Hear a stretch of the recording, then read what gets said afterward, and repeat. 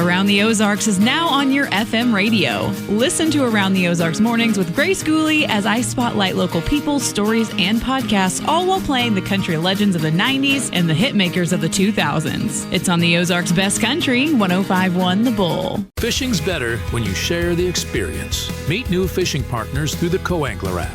Offer trips, request trips, connect with anglers in your area, and share the cost. Make every trip more affordable and more fun. Co-Angler, connecting anglers one trip at a time. Welcome to Beyond a Gate, a podcast sharing the grit, growth, and spirit of rural life. From fields to front porches, this is where the heart of agriculture comes to life. Today we go beyond the gate with the quintessential definition of a farmer, a dedicated, hardworking dairyman and poultry producer, Justin Raef. Justin, thanks for joining me in the studio and letting me drag you in. Yeah. That's pretty much what you had to do. That's pretty much what I had to do. Yep. Justin and I both call Lebanon, Missouri home, but we met later in life through the Missouri Farm Bureau and the Lee County Farm Bureau, but we're going to jump into that later. I just want to we're going to dive deep into farming, but give me an overview of the operation. Our operation is basically a dairy operation and a poultry operation, which we produce eggs. So we milk cows. How many cows are you milking? We're milking about 80 cows right now. We got about 20,000 laying hens in our barn. We produce about 17,000 to 18,000 eggs average throughout the flock per day. And but that's an overview. We grow our own feed other than our grains. But yeah. So full-time, part-time on the farm? Full-time. Full-time. And what does that mean? So, in our world, in the ag world, I farm. Yep. But I have off-the-job income. Kevin and I, my parents, his parents, both sets of my grandparents. We'd have to go back to my great-grandparents before anyone on either sides of the family were full-time farmers. Yep. And I won't ask your age. You're younger than me, but you're a young farmer. Yep. It's rare. Yep. Very for rare. You and your wife both to be full-time on the farm. My wife is not full-time. Not full-time. Okay. Yep. She doesn't want to spend all day, every day with you. Not every day, no. She says that it's easier to work for where she works. Someone she works else. at Mountain Country Propane. She's the office manager there. And she says it's easier to go to work there than it is to work for me sometimes. So Amen. Yeah. So now you're farming the land that your father and my great-great-grandparents, it'd be my great-great-grandparents started. So definitely a century farm. Yes, it is a century farm. And brag on your hat. Yeah, my hat. I had some hats made, so life's just milk and eggs at our place. So 1916. 1916. So 2026 is kind of a big year for you guys. Yeah. Yeah. Kind of a holiday, or not a holiday, anniversary year. Yeah. So how many generations did that? You said great. Yep, great. Great. So I'd be the 5th generation on that farm. On the same land. Yep. Dairy the whole time? I have dairy. Yes, dairy. Yeah, my great-grandparents and my great-grandparents is actually who started it. My great-great-grandparents who bought the farm. But my great-grandparents started the dairy. My grandpa carried it on, and then here I am still milking cows today. Still milking cows. Yep. Any history, any family stories that have been passed down of those early years for your great-grandparents? No, not really. I know I've heard a lot of. It was hard times back in the day, and I mean, just lived off the land. They did a little bit of everything. They had dairy, they had hogs, they had sheep, they had beef cows, they had chickens, they had everything. I mean. And your farm is just north of Lebanon? Yep, you call just that northwest of Lebanon. Yep. Lee County, Wright County, used to be big dairy counties. That was big dairy. It's kind of the Milky Way from Lebanon, Missouri, all the way down to Mountain Grove, maybe even further south than that a little bit. But, yeah, that's kind of the Milky Way. I've heard that. I love that. Yeah. We'll talk later about the dairy industry as a whole because it's hard. Yep. Did you always want to be a farmer? Yes. Yes. That's all I ever dreamed about when I was growing up, I mean, going to the barn with Grandpa, that was the highlight of my summer and weekends and stuff like that. My dad worked off the farm, so he was the part-time man, I guess you'd say, on the farm to help Grandpa. So when Grandpa had to go somewhere to a meeting or anywhere, it's like Dad was the one that took over and, kind of ran it. So, but no, like I said, that's, yeah. So you tell me about young Justin. Young Justin, I was ornery. You're still on. Yeah. Well, all through school, like I said, I was kind of an antsy little guy. I was into everything, a lot of mischief. Like I said, I was passionate about milking cows. I can remember waking up early in the morning before Mom and Dad and riding my bicycle 2.5 miles down the road to the milk barn. At what age do you remember that? Like I said, if it was riding a bike, and I had to be probably 8, 9, something like that, And, no one had to wake you up. No, nobody. I'd set my alarm. I had a big alarm clock with the big bells on top. Yep. And that thing is loud. And like I said, you'd set that, and you'd sneak out, and you'd run to the milk barn. Then you'd get there, and then Grandpa would show up a little bit later. I'd usually beat Grandpa there. Yeah, and Grandpa would be like, "What are you doing here?" And I'd already have a round of cows or something through, before he get there. And so, yeah. That is fascinating because it's hard to get kids out of bed these days. Mm-hmm. But you beat Grandpa.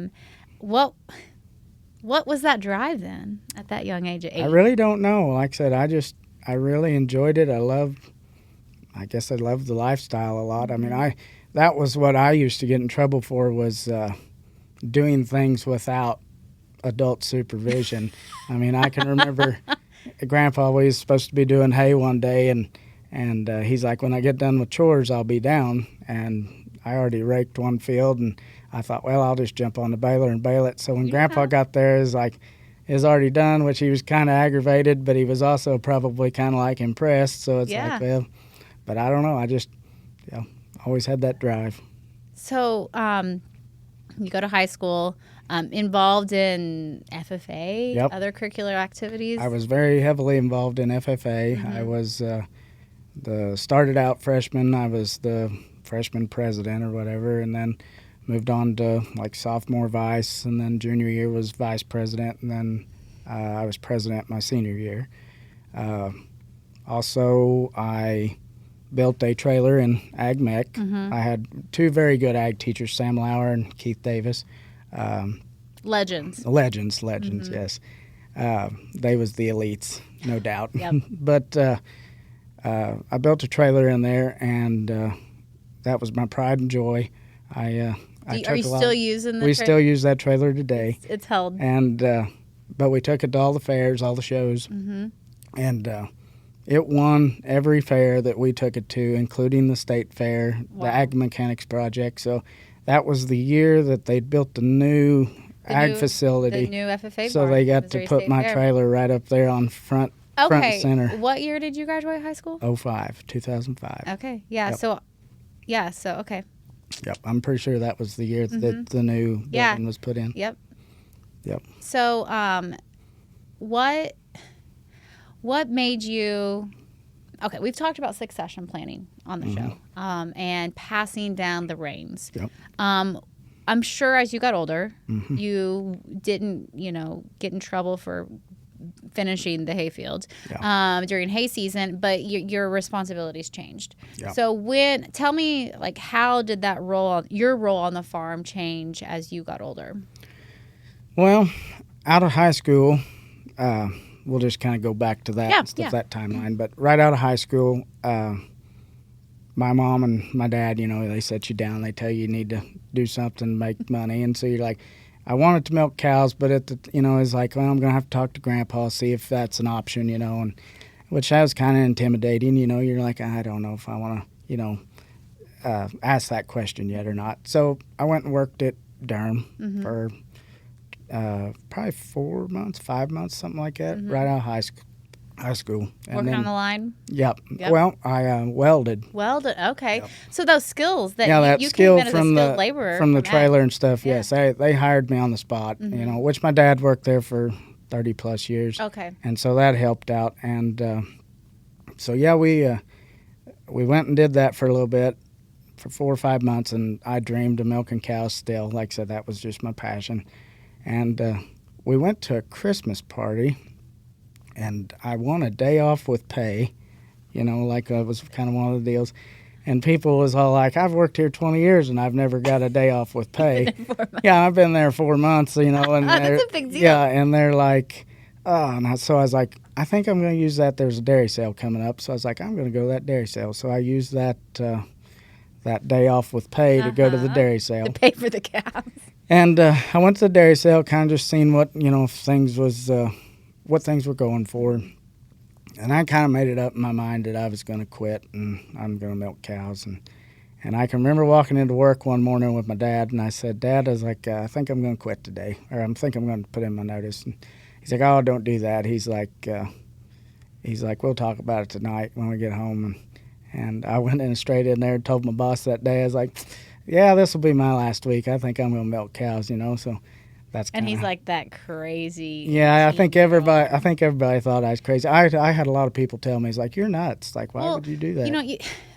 Your dad saw the farm crisis of the 80s. Mm-hmm. I mean, your grandpa did too. Yeah. But he was, that is likely why your dad's like, I can get a job in town. Yeah. And I can always pay my bills. Yep. That's always exactly. have food on my table. Yep. And interest rates were, double digits, yeah. and that was a scary time. Mm-hmm. And so you'd probably tell your own son that too. You don't want to be a dairy farmer. Yeah. I've got a couple nephews right now that they want to do it, but it's just like you don't want them to go through the struggles and all the hurdles that you had to do. And I'm still not out of the woodwork yet. I mean, I'm still paying debt and trying to make a go myself, but. I hope that I can look back one day and it's all worth it. It will be. It will be. So you quit your job. Quit my job. Bought some cows. I bought some cows. I took a loan out. I think my first loan was $52,500. For an 18-year-old? I had to been maybe 19. 19. I think I just turned 19. And I bought 31 milk cows from a dairy farm in Morgan, Missouri. Holsteins. And, that's what everyone's milked in your family. Yep, everybody's milked Holsteins. And I did have a few, handful with Grandpa and stuff, so I was able to do that. I think when I actually started shipping milk, I had 36 cows is what it was. And you're milking alongside Grandpa? Well, no, okay. I actually went in with my brother. Yeah, I went in with my brother-in-law. Okay. So my brother-in-law and stuff out on the other side of town, me and him rented a barn. He had already been milking there previously. And we rented a barn and milked together from 2006 to 2011. Now, them was kind of some hard times too, which it's always hard times in dairy. It seems like it's always. But like 2006, I want to say milk was $14 a hundred, and right at that or something. Mm-hmm. And then the next year it kind of dropped off, slumped off to probably, 12.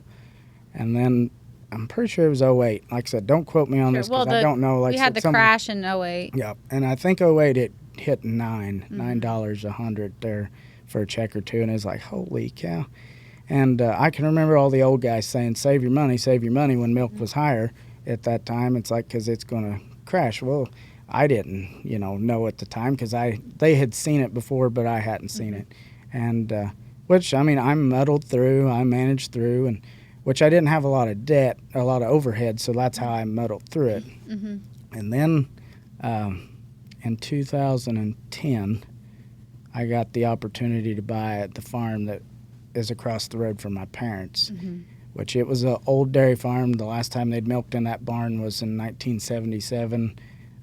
They milked 2 cows at a time in that barn. Oh, old stanchion. And so it's an old barn. It was actually a pit. Okay. It actually had a pit, and I want to say we found plans in the house when we cleaned it out, and I think the plans was stamped 1948. Wow. So it was, that was a pretty big deal for 1948 1948 to have a pit instead of a flat barn. Mm-hmm. What did you grow up milking in your grandpa's? Grandpa's was a 3 bypass. Okay. Is what it was. It was pit Bypass, barn. describe bypass. Bypass is where basically each individual cow has her own stall.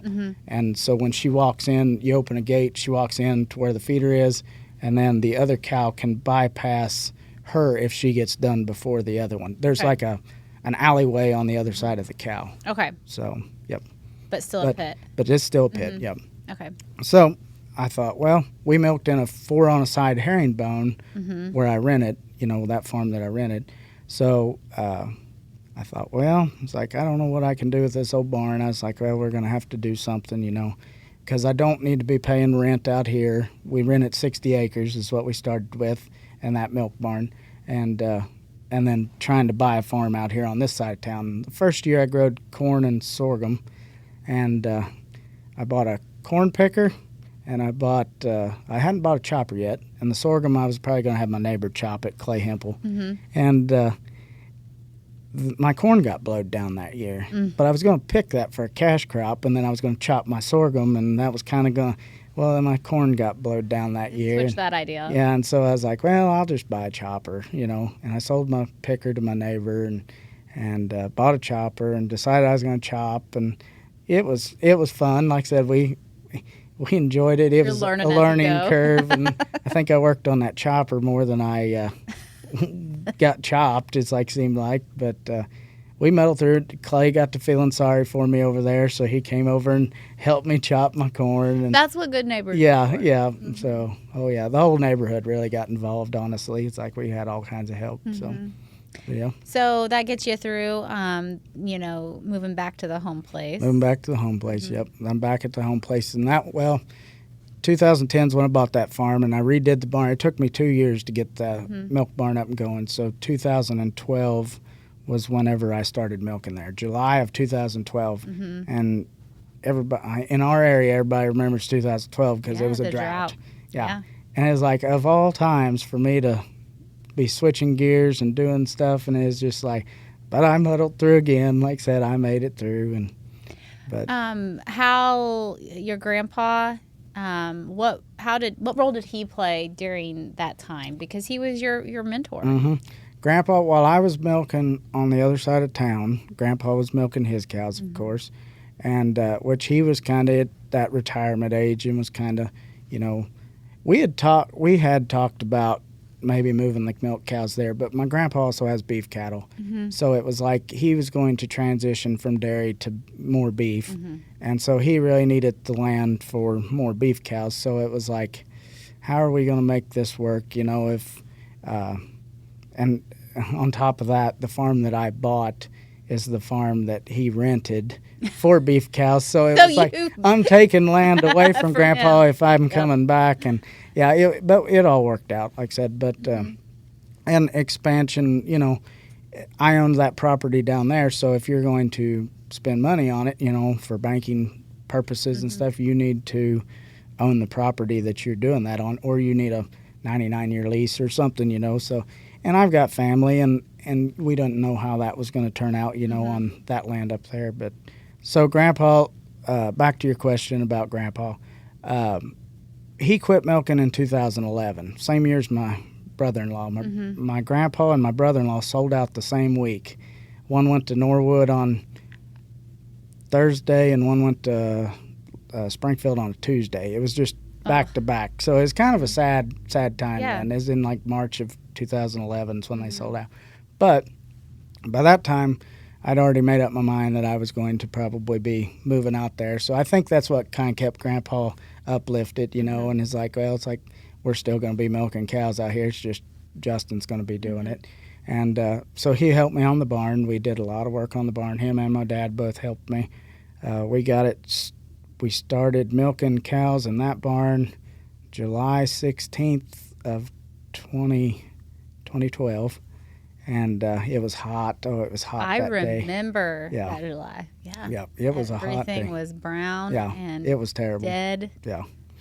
So we did that, and then we milked probably 50, 60 cows probably at that time. And then in 2016, I believe is what it was, my in-laws decided to sell out because my in-laws was, they dairy farmed their whole lives too. So we got the opportunity to buy some cows from them, and we ended up milking like 140 cows and stuff, like 100 with my heifers and everything like that. We bought some cows from them and really ramped production up, and that's when my wife was home still and helping me, and we was working our tails off, and we had high school boys helping us. And but I mean, like, you're milking. You had 140. How many are you milking a day? Or you're milking 140? We got up to milking 140 at one time. How long does it take you? I don't know how many you're milking at a time. 10 at a time. 10 at a time. So how long does it take you to milk? We can turn about, if you're really pushing it, about 40 cows an hour. And that's because we got a parallel rapid exit. So where our cows, we don't have to wait for them to single file walk out. They come in single file, but they blow out the barn, all at one time. So as soon as that last cow walks out, you can shut the gates. And if you got another person in there, they're spraying the floor out. Somebody else is putting new cows in, and it's like, now you got to hustle to get them 40 cows through. But like I said, we can do 40 cows an hour. But we was milking, we was in that half barn your day, half every a day single milking, day, 7 days a week. Which I had, like I said, I had high school help, at that time, but we was living in that barn a lot, and so we did that for a while, and then in 2018, my in-laws built 2 chicken barns. So they did that. We kind of watched and learned, and just looking from the sidelines, like, should we do something like this? And in 2018, a contract came available. 2 contracts came available. Now explain that, because it becomes available. What does that mean? Basically, the egg company, the way it is since it's integrated or whatever, they won't build another barn unless there's a need for it. That way it controls the supply and demand.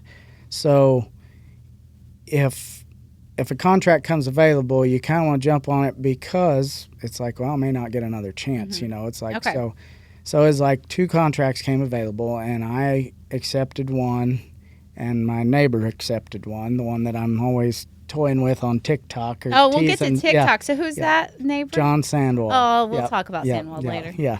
Shout out. Shout out. But so we ended up shifting gears a little bit, and I remember me and my wife, stress levels was running high. Dairy wasn't doing the best. That's why we decided we was kind of going to transition to something else. A lot of dairies will go beef, but because poultry production is similar to dairy production, I know that's not very, very but you're similar. Married to the farm. Yep. You're used to that type of lifestyle, but it's easier. Yep. You're still collecting eggs every day, or depending on what poultry you're doing. So it's very common for dairies to have houses. Yep. Yes. So we ended up doing it. We started building the barn in, I guess it would have been, 2018 sometime, and it was a very, very wet year. And so we built our barn. Hostellers is who built our barn. They put all of our equipment in. And Sandwall, another story about Sandwalls, they started the dirt work on his first. Of course. And he was going on vacation, going to Las Vegas or something. And I had to go over and work and pack, and me and my grandpa both went over there and worked trying to get his barn in and get that set up, and got his concrete poured. And then when it came to mine, when they moved to mine, it wouldn't stop raining. We dealt with mud. I had to buy that great big old rip-rap rock or whatever it was to put under my barn where JJ just got to use, I call him JJ. That's John Michael, yeah. But he only had to put that little chat You're down. You're investing way more. I had to put way more money. And you're having to. This is you're building the barn. You own the land. You own the barn. Yes. The contract is only for the birds. So any poultry producer, they have a huge startup cost. Correct. When I started, I had to build the building. I had to buy the birds, and I had to buy the feed. I had a buy-sell contract. Oh, okay. So and they're all a little different. Yeah, I I had 1.1 million in mind by the time it was done. That's scary. And yes, it was very, I mean, you know that stuff. Yeah. I don't need to tell you that. But so whenever we got it, well, let me go back up, I guess. I got to finish my story about Sandwell. Yeah. So then, whenever I started mine, the mud and the muck was terrible. I mean, it just drug on and on. Well, we're on a time crunch because birds are coming December 29th, and there's no ifs, ands, or buts because they're already pushed back as long as they can because once they get to a certain week, like a certain age, they have to ship them out because they're going to start laying eggs. So we did everything we could to get that thing done. Like I said, spent way more money than what we intended on. I mean, we had to go back and get more money to finish it because of the extra. That's why your relationship with the bankers. So yeah. Important. Oh yeah. Yeah. But it was really funny because old Sandwell, whenever he got back from vacation, the weather had turned and changed, and it was cold, and that little roller didn't have a cab. And so I was running a dump truck in the heat, and he is out there running that, all wrapped up, bundled up. But we got the barns done, and just in that time, I got a phone call from a gentleman and asked if I wanted to sell my milk cows. And I was like, at the time, I didn't know. But it's also getting very stressful, and it's like, I'm going to have to learn how to do all this stuff. It was a big change. And I had a guy come look at him. It's like, it ain't going to hurt for him to come look. The guy came and looked at the cows and decided he was interested. And he's like, can I come back next week? And I was like, yeah. So he took my DHI records and everything and checked it. What are those? That is our records on each individual cow. That tells, how many pounds of milk she gives, what her butter fat is, kind of keeps everything. It's like keeps a rolling herd or a rolling herd average, for the whole herd, per cow, everything. I mean, it tells everything about them. And so they studied that, and they came back, and they said, yeah, we want to take them. And so we're right here at crunch time. This is December. This is before Christmas. And birds are coming on 29th. They finally, the mail or the check came, and we loaded milk cows out on December 28th. I was out of the dairy business on December 28th, and I was in the poultry business on December 29th. Well, you talk about, opportunities not knocking twice. Yeah. That day that contract came open, you don't know if it's going to come again. Yeah. And you don't have people calling you up on the phone wanting to buy your entire herd every day. Yeah, it all worked out. Like I said, I guess that's God's plan. So, But, so like I said, we started our endeavors in the poultry business. Now, I kept all of my heifers. I kept all of my young stock. Okay. So we, a few months later, it's like they told me, the co-op that I shipped to told me, it's like, you've got a year to make up your mind if you're going to milk those cows or not. And I kind of hem-hawed around. But that's your contract with the co-op on the dairy side. That's where your milk's going to every day. And we ship to DFAs. Okay. Yep, we ship to them. And so I was like, well, I'll hem-haw around, decide if I'm going to go back in the dairy business. Well, it's short days and, it gets dark early. Well, you're used to being out till 9 o'clock at night, doing chores. And then you collect eggs at 4 o'clock, and it takes you an hour and a half, 2 hours at the most, and you're done. Boy, I went stir crazy. And I told my wife, it's like, if I don't go back milking cows, I'm going to have to build a shop to keep me entertained, because I'm going to do one or the other. And well, when you're 8 years old, sneaking out of your home to go milk cows, it's kind of in your blood. Yeah, I guess so. So we went back to milking cows and kind of gave us that little bit of time to do some work at the milk barn, pour some concrete. We built a feeding floor.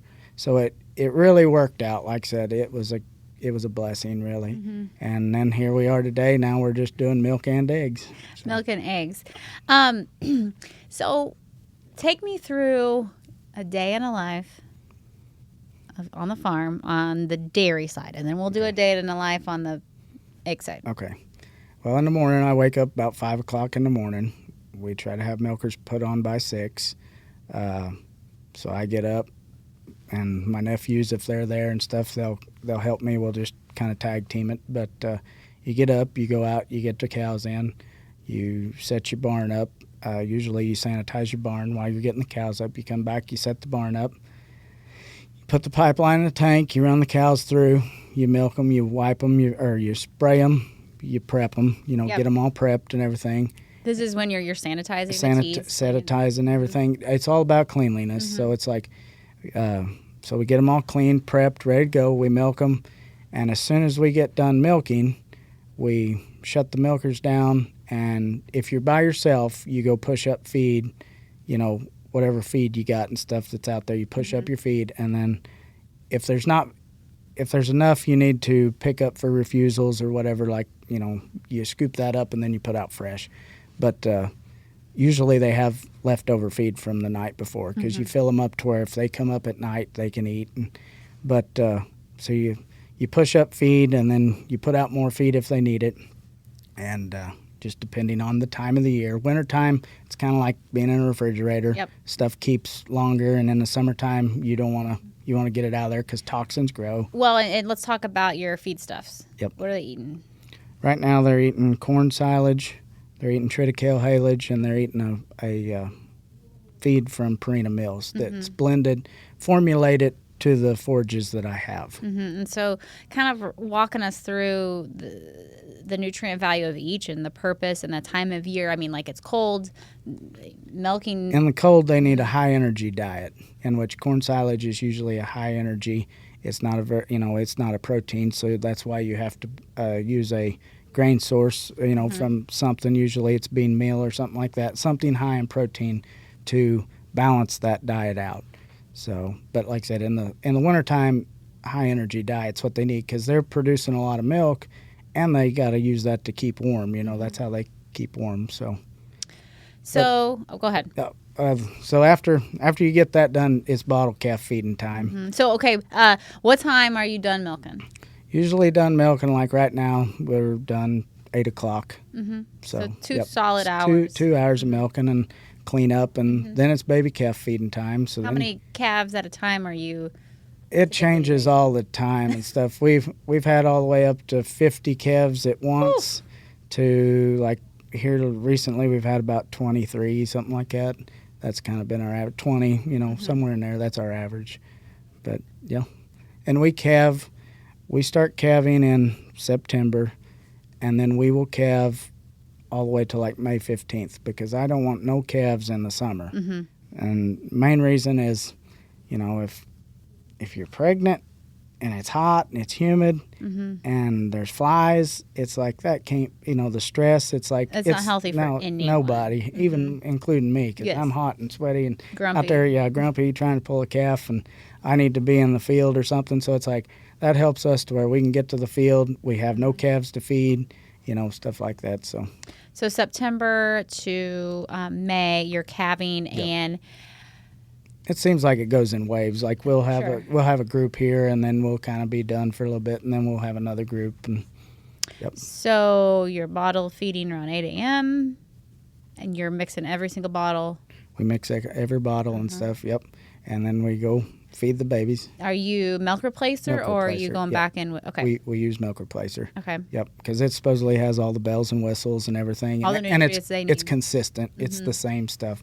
And so, that way if there's a cow or something like that, if you're using pale milk, usually the pale milk is a cow that can't go in the tank. So why, feed your baby calves something that's, you can get it out of the tank, but you're just taking it out of your paycheck, And if you do the math, the milk replacer now, way milk prices is right now, it might be pretty tight, but if milk's decent, it usually comes up a little cheaper. Okay. So, yep. Okay. So you fed the babies, now what? Fed the babies, and then usually, which now I guess I forgot, we do check our dry cows first thing in the morning. Okay. Going back, I forgot about that. No, it's okay. But, they're not as important, they're dry cows. Well, they are. They kind of are important because if you have one that's your future, Yes, it's like so. But so we get done with the baby calves, and then and we've got our feeding and stuff like that done. Then it's usually time to go to the chicken barn. So. Yeah. And you're collecting eggs how many days or how many times a day? Twice. Okay. We milk twice a day and we collect eggs twice a day. Okay. Yep. So you're going to collect eggs. What does that process look like? Well, we walk in, usually Grandpa's there. He's already got something to do. Is he on the payroll? Or my mom, yes. And my mom, she helps a lot with that. And so you walk in and usually get greeted by Grandpa, and he's already...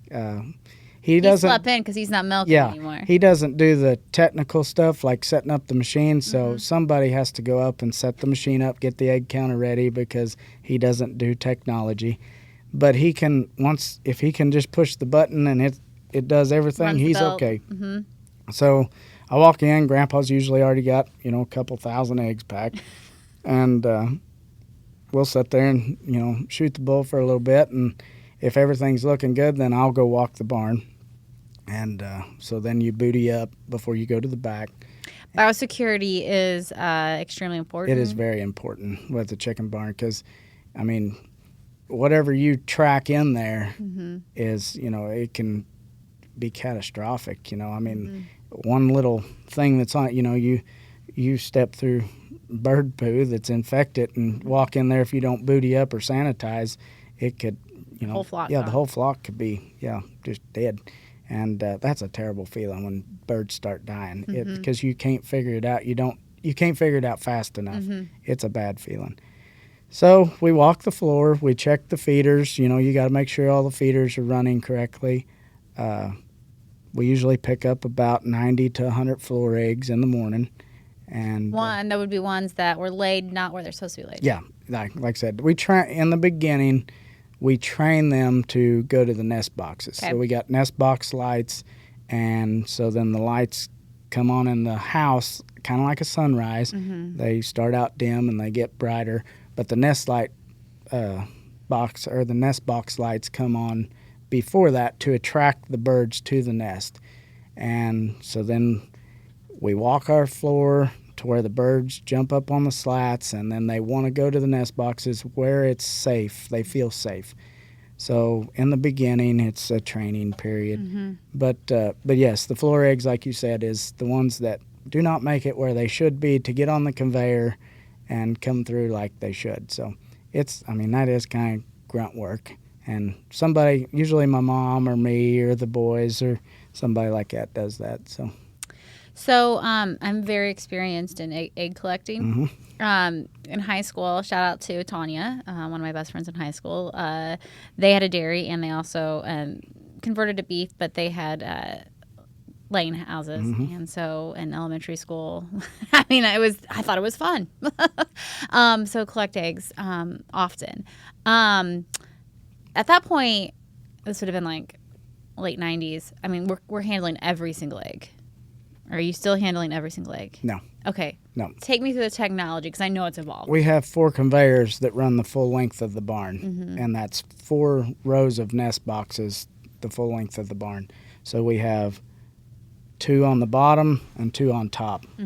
And so the birds get in the nest boxes, they lay their eggs, and the nest boxes are on like a cam, and they pivot. So they close at night. So they can't lay and they can't lay eggs at night, which they don't lay at night. And then they open up in the morning, and the lights come on, and that draws them into the nest boxes. Well, at night, whenever the nest box is closed, that rolls whatever eggs, and they're very slow, so they ain't like crashing, but they close, and that rolls them onto a conveyor belt, which normally they're on a slant, so they kind of roll, and it's the floor of the nest boxes is like that green-looking rubber carpet. It's like, soft, it's got little fingers. Little turfy? Yeah, like little turf stuff.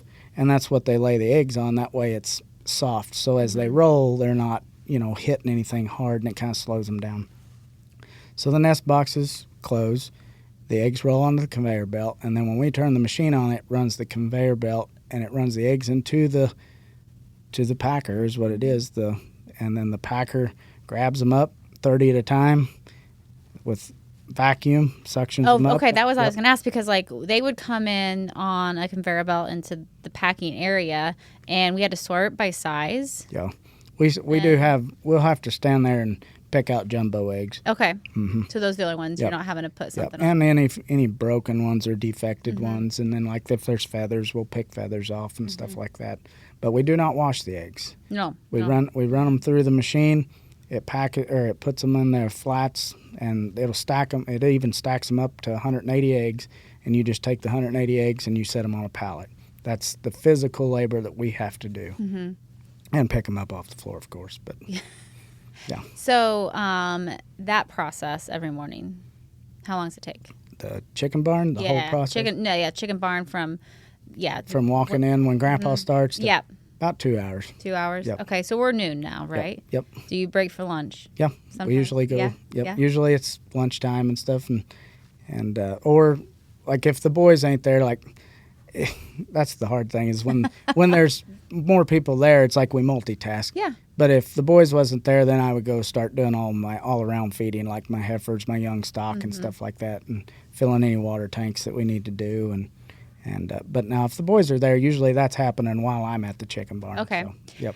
The boys, how old are they? Are they young? Logan is 19. Yeah, so they're big boys. And Levi is 16. Okay. Yep. So Levi's still in high school? Levi's still in high school. Okay. Logan is out, and he just started Monday a new job.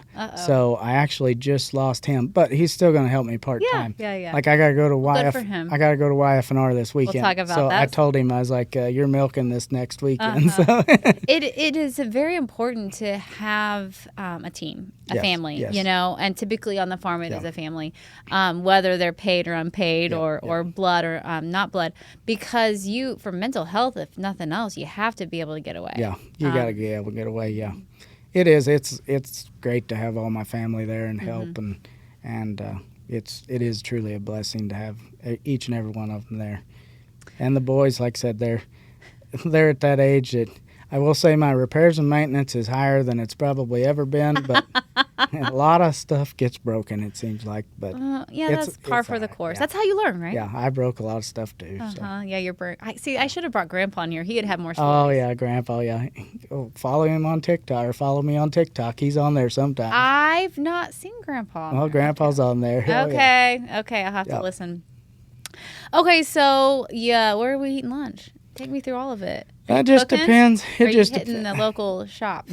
Well, sometimes I hit the local shops sometimes, but a sandwich, you'll eat a sandwich or something like that, something quick, or whatever we had the night before, Leftovers. Leftovers. Yeah. Just kind of whatever. If you need to eat something fast, or if you got time, or sometimes you'll go meet your in-laws and eat lunch, or something like that. So afternoon, when do you start all over?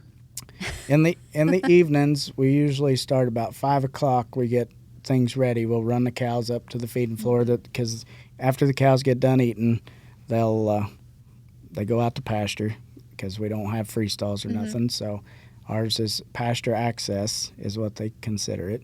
And so 5 o'clock, we'll all go back out there, and we'll mix feeds. If me and the boys is there, one of us will go mix feed, the other one will go get cows ran up, and we'll clean off whatever refusals is there, put in our little red wagon, and get a new load of feed put out, and then by 6 o'clock we'll have the cows ran back in and start milking again. And so you're not done milking until 8 o'clock? Yep.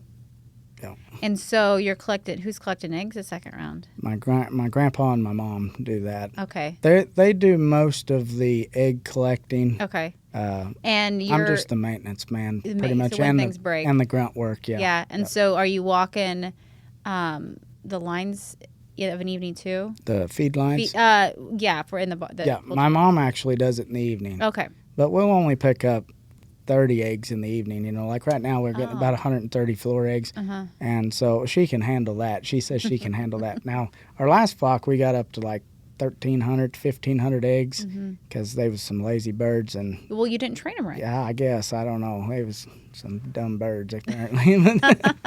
But yeah, it was kind of rough, and she was kind of getting tired of that, but at night we don't get near as many eggs. We'll usually run between 10,000 and 13,000 in the morning, and then we'll finish the rest out in the evening. So the night runs pretty easy. Yep. It takes and at night it only takes about 45 minutes to an hour to run the belt. Okay.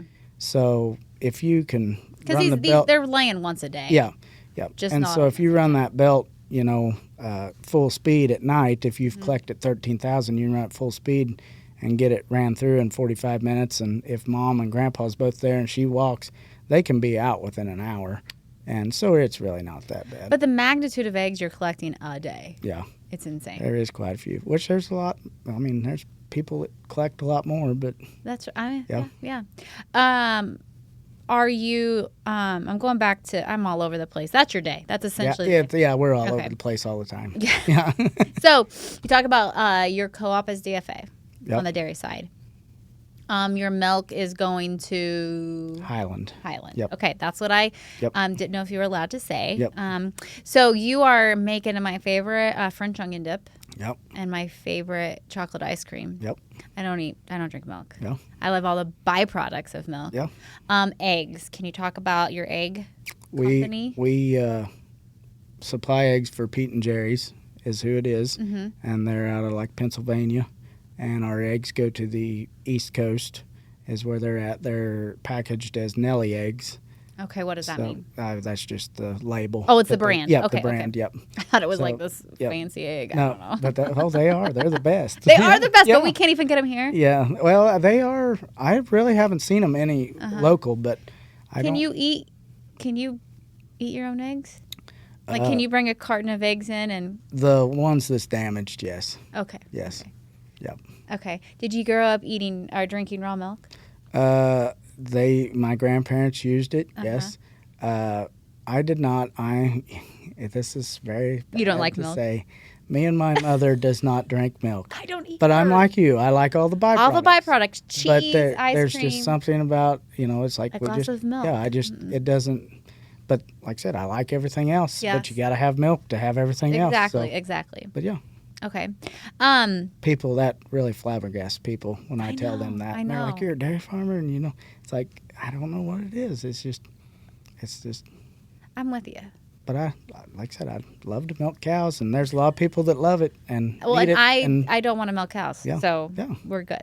Yeah, there's got to be. There's enough demand for you not to drink milk for the milk industry to continue on.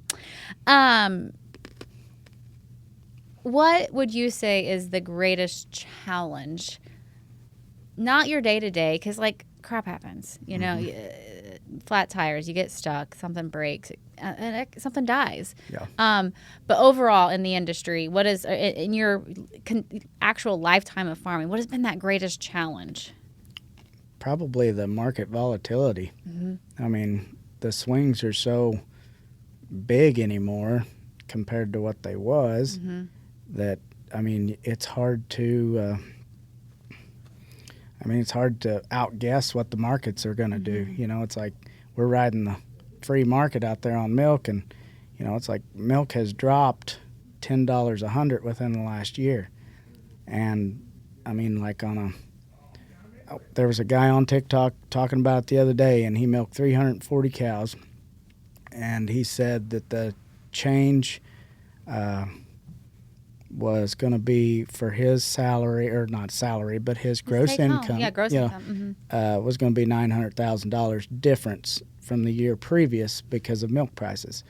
Well, that's a huge deal with, you might have been using that to pay for land, equipment, feed, fuel, and it's like whenever you can't control that, what you're getting paid, like when you work a job, you kind of know what you're going to be bringing home. How many hours you're working that week. But it's like when they cut your pay like that, it's like it's very hard to overcome that, and that's what gets a lot of dairy farmers in financial trouble. So well, and I think that you talked about the Milky Way. I'm going to use your term. Yep. Lots and lots of small dairies, under 50 head milking. The world we live in now, you can't survive milking just a few cows and live off that milk check. So that's consolidation. That's why we diversify. So that's why small or dairies. Well, either kids weren't going back to the farm. So parents would retire and sell out, or they would. The only way to others survive would be to milk more. And you're still living on that price. And the dairy farmer is his own worst enemy. I will say this, because when milk prices are bad, you ramp up production. When milk prices are good, you ramp up production to try to fix the problem or dig yourself out of the hole that you made when it was bad. And out of all the years, it's been this way for a long time. And you would think that there would be a solution done, already. But I don't know. I'm learning more on that stuff. I mean, I really probably shouldn't talk too much about it, but like I said, I have some opinions and stuff, but I better bring that to a board meeting before I put it out here. That's all right. So let's talk about your involvement, how you have made your voice heard, how you've got involved. You have been a member of the Lee County Farm Bureau forever, and now serving on the Missouri Farm Bureau's YF&R, Young Farmers and Ranchers. And I think last year retired. You're I'm done a retiree. Now. Me too. I'm out. This year I get to enjoy and myself. Show up and have fun. So that's through Farm Bureau is kind of how we got, even though we have the same zip code, how we got to know each other and hang out. And so Missouri Farm Bureau Young Farmers and Ranchers Conference is coming up mid-February, and so this in your role, when we think Missouri Farm Bureau, many people think insurance and insurance alone. And there's this whole other grassroots side of the organization that, internally we call the federation side. And that is where they are making sure that your voice on the farm is heard at our state capitol. And then from there to Washington, D.C. And the impact of having your voice heard to talking to your local elected officials and beyond is important. So, we have each played different roles with Missouri Farm Bureau and still wear those hats. But in 2026, what are those key issues that those priorities that the organization is making sure that farmers at the local level are aware of? Like this year, big thing's eminent domain, which that's a big topic every year. We've been talking about that long time. Like there's some fence law issues and stuff this year. Let's see, what else is there? Oh, the glyphosate Roundup. It's like that's a big deal.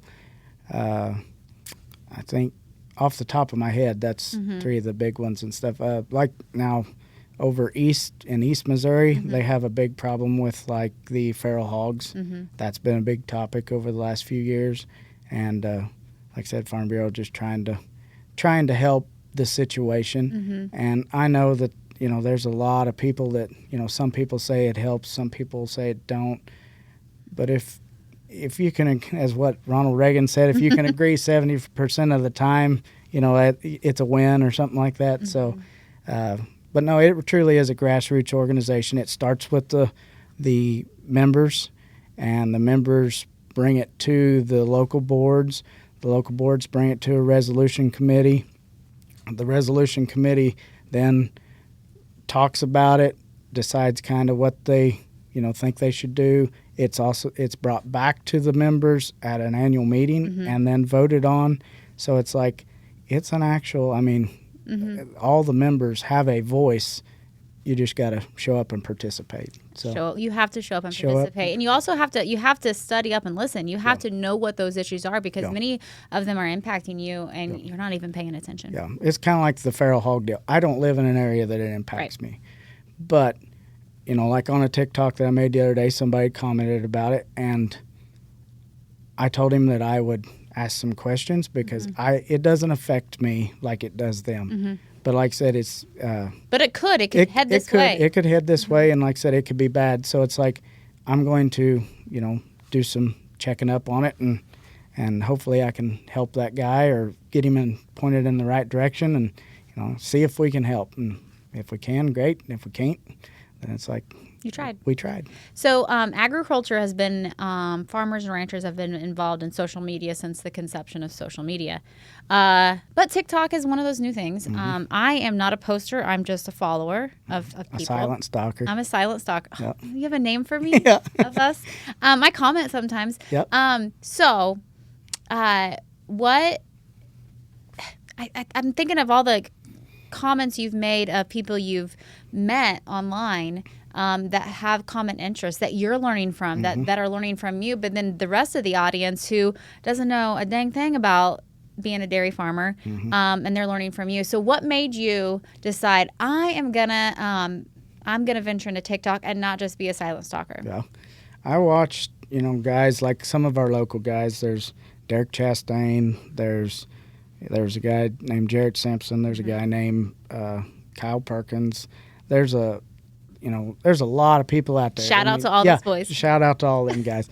But so I watched them for a little bit, and I invited two of them that had never been to the Farm Bureau annual meeting. One of them accepted. He came down, and I was at a meeting the day before because I am the county board president, and I was at a meeting, and we had our little district meeting, president district meeting, and there were some guys in there, and they're older guys, and we just got to talking about reaching the younger generation, and I mentioned TikTok, and at the time, it was China owned, and it's bad.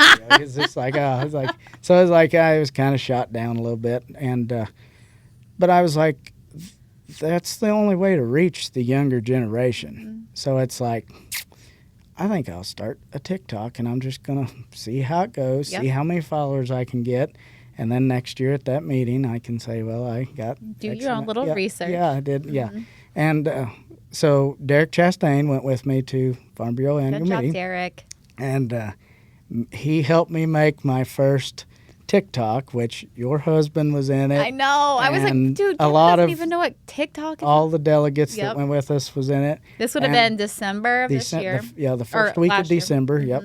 And I've made a TikTok, I believe, every day but one since then. And so it gets hard to come up with content doing the same stuff every day. But it's like, that's why I use my neighbor. It's like he's an easy target. So it's like it kind of keeps it going. Well, okay. So where do we find you on TikTok? Justin Raef. Or what's your handle? Peck 4450. Yeah. Yep. Okay. I was going to ask you, there's got to be a story behind that. That's your nickname? That's my nickname. A lot of people call me Peck, which Peck means half a bushel. Oh, a bushel and a peck. Yeah, a bushel and a peck and a hug around the neck. Oh, it's sweeter than I thought. I thought it was going to be some dumb. But so I got the nickname Peck when my brother-in-law actually gave that to me. Oh, that would be an alarm clock. I'll stop. Oh. Sorry, it's time to pick up my kids. Okay. No, I'm sorry. No, you're Do I need to keep going? No, you just roll. It'll be fine. Oh. Go ahead. Yeah. Okay. Well, it was a bushel and a peck and a hugger. Yeah. But my brother-in-law gave me that nickname a long time ago. And everybody, it just stuck. Everybody out there on the south side of town, that's all they call me is Peck. Old Peck. And so I had that on my TikTok in the beginning, and Derek told me, he's like, people don't, a lot of people ain't going to know who you are by Peck, so you need to change it. So I put my real name out there. I really put myself out there then. And, but that is my nickname on. Well, Justin, I'm proud of you for putting yourself out there on TikTok. I've enjoyed your reels. I've enjoyed your story. And that's why I was like, well, I have to have you into the studio to share your story, because it is a unique one, because there's just too few of us farming today and full-time farming. I like to end every sit-down with a deep, thoughtful question. What you know now at 39 years old, what would you tell 18-year-old Justin?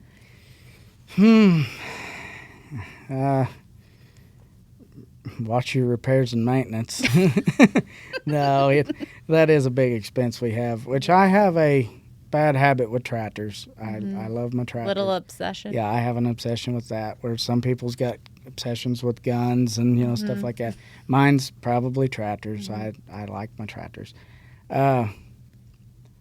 Probably just watch your what you're paying in interest on stuff, and just, I guess if I knowed now, or I knew then what I know now, I would have probably bought more land or, you know, because everybody says that. You know, you buy more land or built a house then, because it's like if I want to build a house now, it's going to cost me a fortune. And it's like, oh, the house don't make me no money. It's like, so it's hard to figure that into your cash flow. So it really is going back to the business side of farming Yeah. and thinking through what that what looks like. But, yeah, and regrets, I don't know if you're kind of saying like regrets or anything like that. I have zero regrets because basically, like I said, God's opened the doors, it sounds like, to where I can be right where I need to be and with my family and everything like that. But, yeah. So you'd still be farming? I'd still be farming. That's what I thought.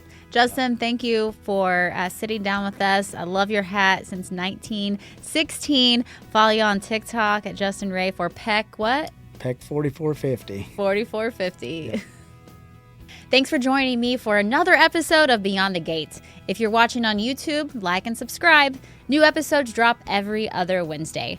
For more content, follow Around the Ozarks and Beyond the Gate on Facebook and Instagram, and subscribe to our daily newsletter at aroundtheozarks.com. Join us next time for more stories of grit, growth, and the spirit of rural life.